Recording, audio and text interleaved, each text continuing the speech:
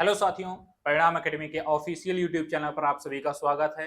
मैं गौरव त्रिपाठी आज आपके सामने उपस्थित हुआ हूं रैपिड फायर सीरीज में एक महत्वपूर्ण क्लास लेकर। जैसा कि आप सब जानते हैं, हमारे संस्थान के द्वारा रैपिड फायर सीरीज चालू की गई है। इसमें हर सर ने बहुत सारी वीडियोस डाल रखी हैं पहले से ही। मैं भी अब इसमें अपना कंट्रीब्यूट कर रहा हूं। ये मेरी पहली वीडियो है रैपिड फायर सीरीज में, जो कि हम प्रस्तावना के संदर्भ में लेकर आ रहे हैं। प्रस्तावना आप सबने बहुत बार पढ़ी है, हमने भी इसी यूट्यूब चैनल पर बहुत बार पढ़ाई है। और इसके पहले परिणाम एकेडमी जो हमारा यूट्यूब चैनल है जो हैक हो चुका है, उसमें भी हमने बहुत बार प्रस्तावना को डिस्कस किया था। आज हम प्रस्तावना को बहुत लिमिटेड तरीके से पढ़ेंगे, छोटी वीडियो में पढ़ेंगे, तो एक ही वीडियो में हम पूरा पूरा प्रस्तावना खत्म करेंगे। ठीक है। और साथ ही साथ अब हम जो नए तरीके से पढ़ने की कोशिश करेंगे प्रस्तावना को। अभी तक हमने हैंड रिटन क्लास देखी, अभी तक हमने क्वेश्चन आंसर रूप में देखा, पीडीएफ रूप में देखा, हर तरीके से हमने प्रस्तावना को अभी तक पढ़ा है, समझा है। लेकिन आज जो प्रस्तावना का रूप होने वाला है, आज हम और आप दोनों मिलकर प्रस्तावना के बारे में डिस्कशन करने वाले हैं, पढ़ने वाले हैं, ताकि फिर आप कभी चाहे बुक से पढ़ें चाहे पीडीएफ से पढ़ें, जैसे ही आप प्रस्तावना को देखेंगे बहुत सारी चीजें आपके माइंड में क्लिक होनी चाहिए, जैसे कि मेरे माइंड में क्लिक होती है पूरी की पूरी प्रस्तावना को देखने के बाद। देखिए, बहुत ज्यादा इसमें लेट ना करते हुए मैं अपने टॉपिक पर आता हूं, क्योंकि ये हमारी रैपिड फायर सीरीज है। ठीक है। रैपिड फायर सीरीज में आपको सामने दिख रहा होगा, यह उद्देशिका लिखा हुआ है, जिसे हम प्रस्तावना कहते हैं। एक पीडीएफ है जो मैं आपके सामने उपस्थित करा कर रखा हूं। ऐसे ही आपकी बुक में मिलने वाली है। आप पीडीएफ डाउनलोड करेंगे, क्योंकि यह भी एक डाउनलोडेड पीडीएफ ही है, उद्देशिका या प्रस्तावना। आज हम लोग इसी को समझेंगे कि यह जो प्रस्तावना है एक पेज में, इसका मतलब क्या है, ताकि जब आप प्रस्तावना को पढ़ें तो आपको वो सारी चीजें दिखनी चाहिए जो मुझे दिखती हैं। आप एक बार में आज फाइनली ऐसे पढ़ेंगे कि अब हमें प्रस्तावना लेक्चर के माध्यम से पढ़ने की कभी जरूरत नहीं होगी। चलिए देखते हैं प्रस्तावना के बारे में। देखिए, ये क्या लिखा हुआ है, उद्देशिका। उद्देशिका या इसी को हम क्या कहते हैं, प्रस्तावना। क्या कहते हैं, प्रस्तावना। या इसी को इंग्लिश में हम लोग आमतौर पर क्या कहते हैं, प्रियम्बल। क्या कहते हैं, प्रियम्बल कहते हैं। उद्देशिका या प्रस्तावना या प्रियम्बल सब एक ही चीज है। होता क्या है, यह एक तरीके की सार होती है, पूरी विषय वस्तु होती है।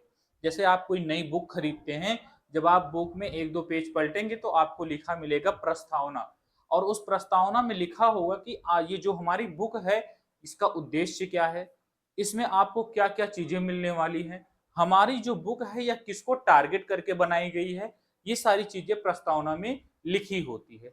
बस सेम चीज यहाँ पर जो भारत का संविधान है, अगर आप देखेंगे एक बुक जैसी ही है। उस बुक में यानी उस संविधान में क्या क्या सारी चीजें हैं, क्या टारगेट किया गया है ना, उन सभी के बारे में सारी चीजें लिखी गई हैं। उसी को हम लोग प्रस्तावना या प्रियम्बल या फिर उद्देशिका कहते हैं। ठीक है। सबसे पहली बात, यह आया कहां से, इसकी विचार कहां से आए हमारे संविधान में। इसका विचार आता है हमारा कहां से, अमेरिका से। इसका विचार कहां से आता है, अमेरिका से इसका विचार आता है। हमारे संविधान में आपको दिख रहा होगा क्लियर। ठीक है। अमेरिका से इसका विचार आता है, अमेरिका से विचार आता है। लेकिन ये जो लिखी गई है, लैंग्वेज कहां से है, इसकी लैंग्वेज ली गई है ऑस्ट्रेलिया से, यानी ऑस्ट्रेलिया के संविधान से। आप सब जानते हैं हमारा जो संविधान है, यह विश्व के समस्त देशों के संविधान को क्या करने के बाद, पढ़ने के बाद उसमें से अच्छी चीजों को लिया गया है। डॉक्टर भीमराव अंबेडकर जी कहते हैं, मैं मानता हूं हमारा संविधान नकल करके बनाया गया है, लेकिन यह विश्व भर के समस्त संविधान को छानने के बाद बनाया गया है। यानी हमने पूरे विश्व के संविधान को पढ़ा, उसमें से अच्छी चीजों को हमने निकाला और हमने अपने संविधान में लिखा हुआ। ठीक है। पहली बात, ये विचार कहां से आता है, यह विचार आता है अमेरिका के संविधान से। ठीक है। कहां से आता है, अमेरिका के संविधान से। लेकिन इसकी जो भाषा है, यह भाषा कहां से ली गई है, यह भाषा ली गई है ऑस्ट्रेलिया से। कहां से ली गई है, ऑस्ट्रेलिया से ली गई। ये उद्देशिका है क्या, उद्देशिका क्या होती है, जब हमारे संविधान सभा की स्थापना होती है, यानी हमारी संविधान सभा की बैठक शुरू होती है, और कह सकते हैं दूसरी बैठक जो होती है 13 दिसंबर 1946 को, जो 13 दिसंबर 1946 को यह जो बैठक होती, इसमें पंडित जवाहरलाल नेहरू जी, कौन, पंडित जवाहरलाल नेहरू जी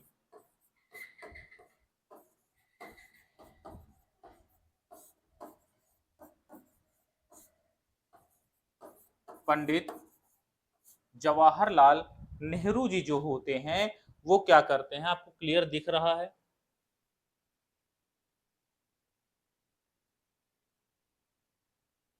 ठीक। पंडित जवाहरलाल नेहरू जी जो उद्देशिका प्रस्तुत करते हैं, जो उद्देश्य देते हैं, जो अपना अभिभाषण देते हैं, उसी को हमने आगे चलकर 22 दिसंबर 1946 को इसको अपना लिया। फिर जब हमारा संविधान पूरी तरीके से बनकर लागू होता है, अंत में हम सबसे क्या करते हैं, हम प्रस्तावना को उसमें कुछ संशोधन के बाद लागू कर देते हैं, अपना लेते हैं अपने संविधान। ठीक है, तो ये सारी चीजें आपको समझ में आई। 13 दिसंबर 1946 को पंडित जवाहरलाल नेहरू द्वारा दिए गए भाषण में, उद्देश्य जो भाषण है उसी को हमने कुछ संशोधन के बाद लागू किया और यह संविधान में सबसे बाद में अपनाया गया और इसका नाम क्या हुआ, उद्देशिका या प्रस्तावना या फिर प्रियम्बल। अब हम देखते हैं इसमें और क्या सारी चीजें हैं, हम एक एक लाइन पढ़ते हुए चलेंगे और चीजों को समझते हुए भी चलेंगे। ठीक है, देखिए क्या है, हम भारत के लोग, हम भारत के लोग, हम भारत के लोग का जो आशय है यह क्या है, जब हम पढ़ते हैं उद्देशिका को या प्रस्तावना को कि हम भारत के लोग, यानी जो हमारी संविधान है, जो हमारा संविधान है, यह शक्ति कहां से ग्रहण कर रहा है, यह कह रहा है कि हम भारत के लोग, यानी क्या हो गई, यह शक्तिशाली बात हो गई कि हम भारत के लोग जो हैं वह कौन है, पावर हैं, किसके, अपने संविधान के, अपने देश के। ठीक है, हम शक्ति हैं किसके, अपने संविधान के। हम भारत के लोग भारत को एक संपूर्ण प्रभुत्व संपन्न समाजवादी पंथ निरपेक्ष लोकतंत्रात्मक गणराज्य बनाने के लिए तथा, ठीक है यहां तक, तो क्या कह रहा है, हम भारत के लोग, यानी पावरफुल कौन है, शक्तिशाली कौन है, हम जो भारत के लोग हैं, हम क्या हैं, पावरफुल हैं।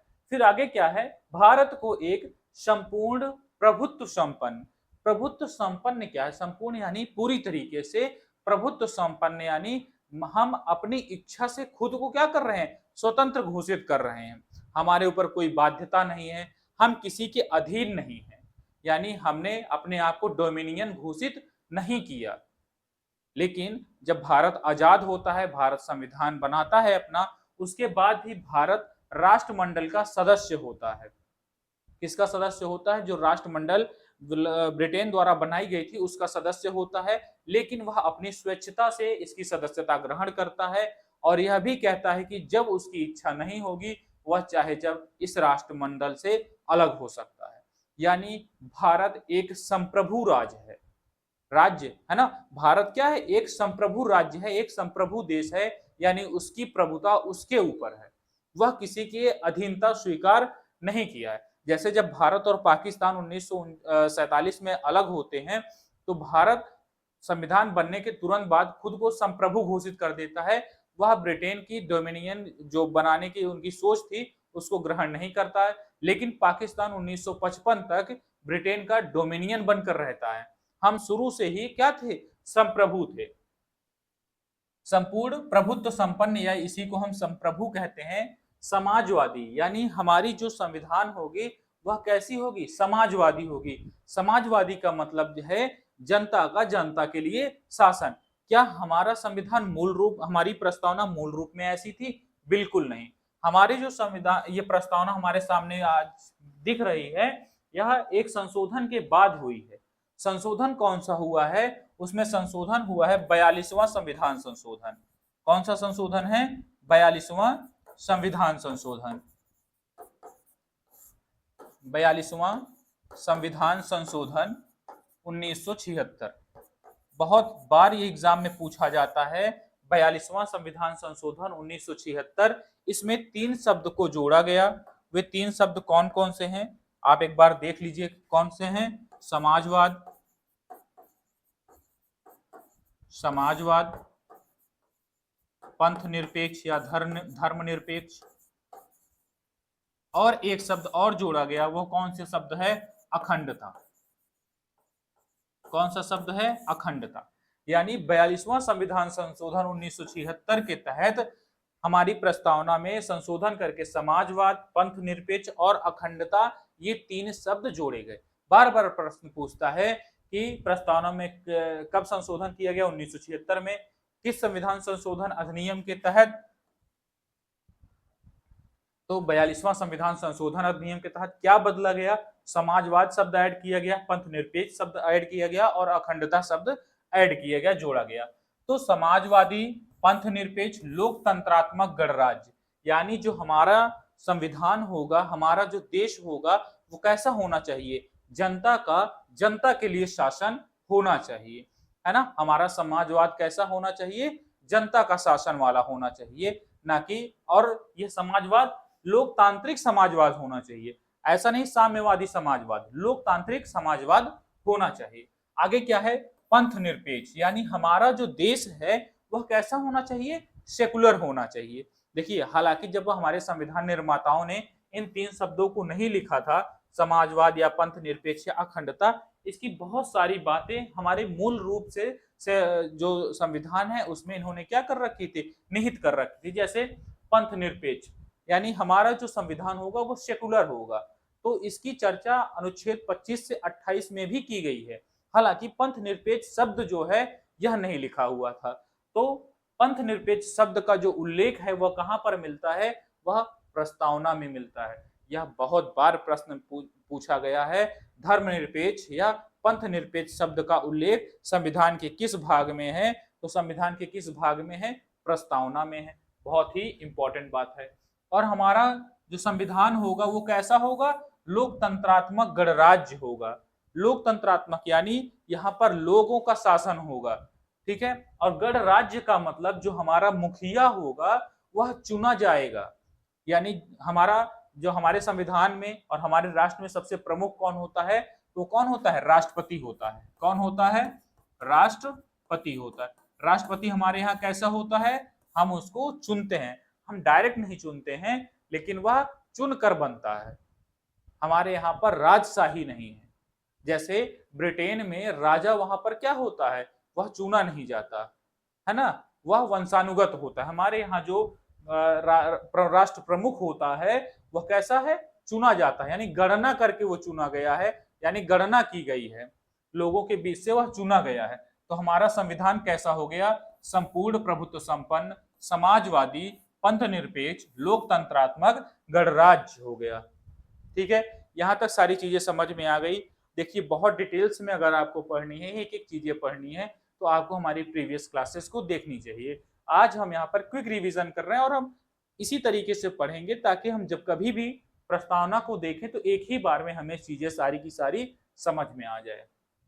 ठीक है, गणराज्य बनाने के लिए तथा उसके समस्त नागरिकों को, भारत के समस्त नागरिकों को सामाजिक, आर्थिक और राजनीतिक न्याय, ये बहुत ही इंपॉर्टेंट लाइन है। क्या? सामाजिक, आर्थिक और राजनीतिक न्याय। हमारे संविधान में कितने प्रकार की न्याय की चर्चा की गई? यह प्रश्न पूछता है हमारे संविधान की प्रस्तावना में कितने प्रकार की न्याय की चर्चा की गई? तो 3 प्रकार के न्याय की चर्चा की गई है। कितने प्रकार की न्याय की चर्चा की गई है? 3 प्रकार की न्याय की चर्चा की गई है, सामाजिक, आर्थिक और राजनीतिक न्याय। और यह जो प्रेरित है, यह कहां से प्रेरित है? यह 1917 के रूसी क्रांति से प्रेरित है। कहां से प्रेरित है? रूसी क्रांति से प्रेरित है। ठीक है, यह जो न्याय है, सामाजिक, आर्थिक और राजनीतिक न्याय जो है, यह किससे प्रेरित है? यह प्रेरित है हमारे 1917 के रूसी क्रांति से। और हमारे संविधान में सामाजिक, आर्थिक और राजनीतिक न्याय दी कहां गई है? यह दी गई है सामाजिक, आर्थिक और राजनीतिक न्याय डीपीएसपी में, यानी भाग 4 में, राज्य के नीति निर्देशक तत्व में। जैसे आप अगर आर्थिक न्याय की बात करें या सामाजिक न्याय की बात करें तो कहा जाता है समान कार्य के लिए समान वेतन होगा, है ना, ये ऐसी चीजें, है ना, सभी को समान अवसर उपलब्ध होगा, सारी चीजें। तो न्याय कितनी है? न्याय 3 प्रकार की है। हमारे प्रस्तावना में कितने प्रकार की न्याय है? 3 प्रकार की। कौन कौन सी? सामाजिक न्याय है, आर्थिक न्याय और राजनीतिक न्याय। ठीक है, जब पेट 2021 का एग्जाम हुआ था तो ये प्रश्न पूछा गया था तीन प्रकार जो सामाजिक, आर्थिक और राजनीतिक न्याय का उल्लेख संविधान के किस भाग में किया गया है? तो किस भाग में किया गया है? प्रस्तावना में किया गया है। आगे देखते हैं, विचार, अभिव्यक्ति, विश्वास, धर्म और उपासना की स्वतंत्रता। हमारे संविधान की प्रस्तावना में कितने प्रकार की स्वतंत्रता की बात की गई है? 5 प्रकार की स्वतंत्रता की बात की गई है। विचार, अभिव्यक्ति, विश्वास, धर्म और उपासना। कितने प्रकार की स्वतंत्रता हो गई? 5 प्रकार की स्वतंत्रता हमारे प्रस्तावना में हमको दी गई है। उसके बाद हमको समता कितनी दी गई है? 2 प्रकार की समता। कैसी? प्रतिष्ठा की और अवसर की समानता हमारे अंदर कही गई है। जैसे आर्टिकल 14 से लेकर 18 तक हमको अवसर की समानता आर्टिकल 16 में, प्रतिष्ठा यानी आर्टिकल 14 में विधि के समता है, आर्टिकल 19 में जैसे 19(1) हमको मिला हुआ है। तो ये सब क्या है? प्रतिष्ठा और अवसर की हमको क्या दी गई है? समानता दी गई। यह कहां पर दी गई है? प्रस्तावना में दी गई है। जैसे प्रश्न बार बार पूछे जाते हैं। ठीक है, तो हो गया सामाजिक, आर्थिक और राजनीतिक न्याय, विचार, अभिव्यक्ति, विश्वास, धर्म और उपासना, 5 प्रकार की स्वतंत्रता, प्रतिष्ठा और अवसर की समानता प्राप्त कराने के लिए तथा उन सब में व्यक्ति की गरिमा और राष्ट्र की एकता और अखंडता सुनिश्चित करने वाली बंधुता। बंधुता कैसी होनी चाहिए? कितने प्रकार की बंधुता? 2 प्रकार की बंधुता, राष्ट्र की एकता और अखंडता सुनिश्चित कराने वाली और व्यक्ति की गरिमा और राष्ट्र की एकता और अखंडता सुनिश्चित करने वाली बंधुता होनी चाहिए। यानी व्यक्ति की गरिमा का भी ध्यान रखना चाहिए, जैसे आर्टिकल 21 में बार बार बात कही जाती है। उसके बाद राष्ट्र की एकता और अखंडता सुनिश्चित करने वाली जो बंधुता है, यह कहां पर कही गई है? प्रस्तावना में। तो बंधुता कितने प्रकार की? 2 प्रकार की। कौन कौन सी? व्यक्ति की गरिमा और राष्ट्र की एकता और अखंडता। यह अखंडता शब्द आज कब आया था? यह 42वें संविधान संशोधन के तहत आया था 1976 में। ये देखिए मैंने पहले ही बता रखा है। ठीक है, उसके बाद सुनिश्चित करने वाली बंधुता बढ़ाने के लिए दृढ़ संकल्प होकर अपनी इस संविधान सभा में आज तारीख 26 नवंबर 1949 प्रश्न पूछा जाता है, संविधान हमारे संविधान की प्रस्तावना में किस तिथि का उल्लेख है? तो 26 नवंबर 1949, जिस दिन हमारा संविधान बनकर तैयार हुआ था, उस दिन का हमारे संविधान में क्या है? वर्णन किया गया है। सभा में आज तारीख 26 नवंबर 1949, इसी दिन को हम लोग संविधान दिवस के रूप में भी मनाते हैं। किस दिवस के रूप में मनाते हैं? संविधान दिवस के रूप में मनाते हैं। 26 नवंबर 1949 ईस्वी मिति मार्गशीर्ष शुक्ला सप्तमी संवत 2006 विक्रमी को एतत् द्वारा इस संविधान को क्या करते हैं? अंगीकृत करते हैं, अधिनियमित करते हैं और आत्मार्पित करते हैं। अंगीकृत यानी हम इसको अपना लेते हैं। कौन अपना रहा है? जब 1946 में हमारे संविधान 1949 में 26 नवंबर 1949 को 284 लोगों ने मिलकर इस पर सिग्नेचर किया और उन्होंने कहा कि हम और हमारा पूरा देश इस संविधान को अपनाता है। उसके बाद लिखा गया है अधिनियमित। अधिनियमित का अर्थ होता है कि संसद द्वारा जो रूल बनाया गया है, यानी ये बुक यानी कि ये संविधान हम इसको अपने ऊपर लागू करते हैं। और आत्मार्पित का अर्थ होता है और इस संविधान को हम अपने आप को क्या करते हैं? समर्पित करते हैं। अपने आप को क्या करते हैं? समर्पित करते हैं। यह बात कही गई है। क्या संविधान की जो प्रस्तावना है यह भारत के संविधान का अंग है? बहुत बड़ा क्वेश्चन है। इस पर विवाद हुए, इस पे सुप्रीम कोर्ट में बात गई। बेरूबाड़ी मामले में क्या होता है? बेरूबाड़ी संघ बनाम संघ जो मामला होता है, उसमें कहा गया कि ये उद्देशिका है या प्रस्तावना है, यह भारत के संविधान का अंग नहीं है और इसमें संशोधन संभव नहीं है। लेकिन बाद में केशवानंद भारती मामला होगा, उसमें कहा जाता है कि यह जो उद्देशिका है, प्रस्तावना, यह संविधान का महत्वपूर्ण अंग है, अभिन्न अंग है और इसमें संशोधन संभव है। फिर LIC मामला होता है और उसमें भी यही बात दोहराई जाती है और उसके बाद 1976 में इसमें संशोधन किया जाता है।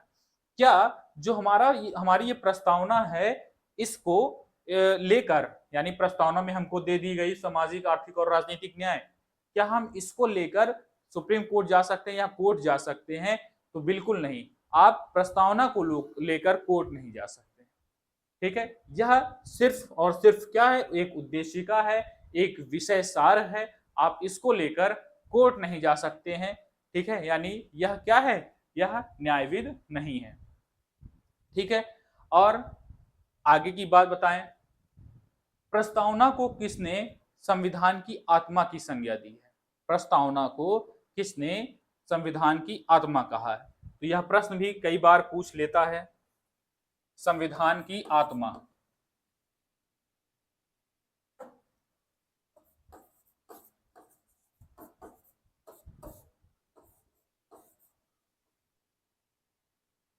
एक सेकंड,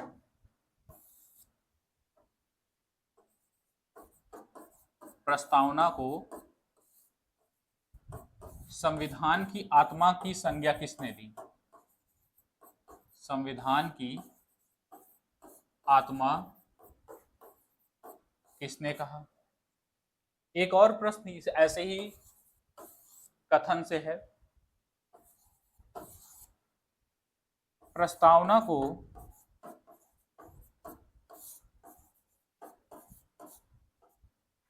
संविधान का परिचय पत्र किसने कहा है? परिचय पत्र किसने कहा है? दोनों बातें हैं, आप बताइए।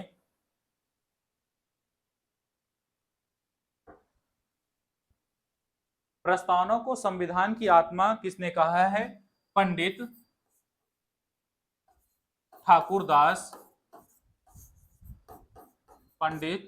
ठाकुरदास भार्गव जी ने। इन्होंने क्या कहा था? प्रस्तावना को संविधान की आत्मा की संज्ञा दी थी। प्रस्तावना को संविधान का परिचय पत्र किसने कहा था? तो इसको कहा था N.A. पालकीवाला ने। N.A. पालकीवाला ने। N.A. पालकीवाला ने भारत प्रस्तावना को संविधान का परिचय पत्र कहा था। तो मुझे उम्मीद है कि हमने जो प्रस्तावना को पढ़ा है, एक बार में पढ़ा है, सारी चीजों को बहुत डिटेल्स में पढ़ने की कोशिश की है। शॉर्ट वीडियो में ही, रैपिड फायर में ही हमने लगभग सारी चीजों को पढ़ा है। अब आप जब कभी भी प्रस्तावना को देखेंगे तो ये सारी चीजें आपको दिखनी चाहिए कि यह अमेरिका से लिया गया है और यह ऑस्ट्रेलिया से इसकी भाषा को लिया गया है। न्याय जो है वो 1917 के रूसी क्रांति से लिया गया है। 13 दिसंबर 1946 को इसको पेश किया गया था, किसके द्वारा? पंडित जवाहरलाल नेहरू के द्वारा। इसमें संशोधन करके हमने इसको उद्देशिका बनाया, यानी प्रस्तावना संविधान की मान लिया, और यह सबसे अंत में अपनाया गया। प्रस्तावना को भारत के संविधान में सबसे अंत में जोड़ा जाता है। ठीक है, संविधान दिवस 26 नवंबर को मनाते हैं। इसी दिन को कई बार प्रश्न में पूछा जाता है कि प्रस्तावना में किस तिथि का उल्लेख है, तो 26 नवंबर 1949 की तिथि का उल्लेख है।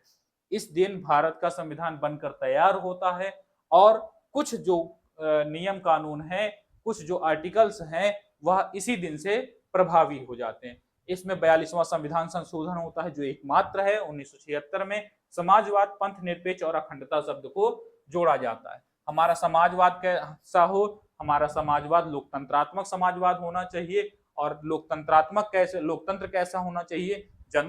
जनता का जनता के लिए शासन होना चाहिए। गणराज्य आप सब समझ गए, सारी चीजें हमने आपको यहाँ पर बता दी है रैपिड फायर में। क्लास बहुत बड़ी तो नहीं हो गई? चलिए,